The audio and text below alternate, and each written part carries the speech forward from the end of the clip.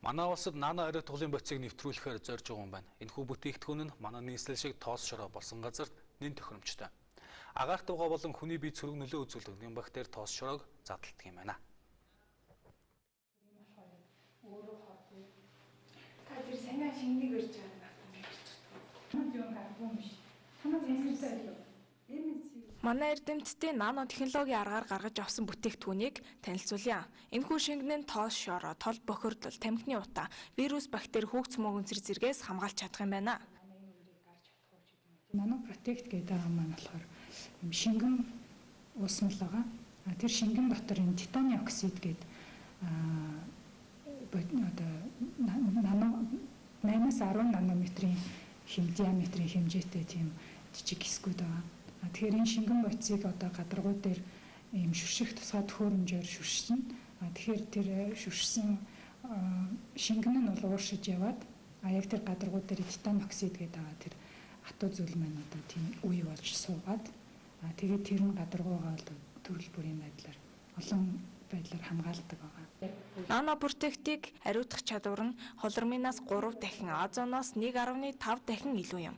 Гадаргуу дээрх бүх төрлийн вирус, бактери, хүүгц мөөгөнцрийг гэрлийн нөлөөгөөр эсэлдүүлэн задлж, устгахаас гадна дахин үүсгэхгүй. Энэ нано шингэнийг нэг цацснаар 3-5 жил байнга идэвхтэй байдаг нь маш том давуу тал юм а.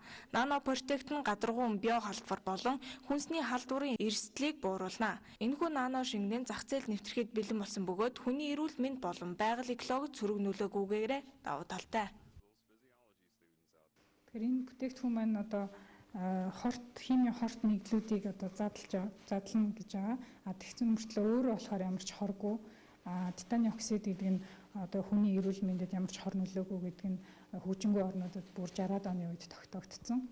Тэгээд одоо шүдний нүүр гоо сайхны одоо нүүрний гоо сайхны бүтээгдэхүүнүүд бол өргөнөөр хэрэгэлддэг. Мөн одоо хүнсний сав баглаа бодол зэрэг зурцл хэрэглэгддэг байгаа. Тийм учраас титаны оксид нь бол өөрөө ямар ч хор нөлөөгүй.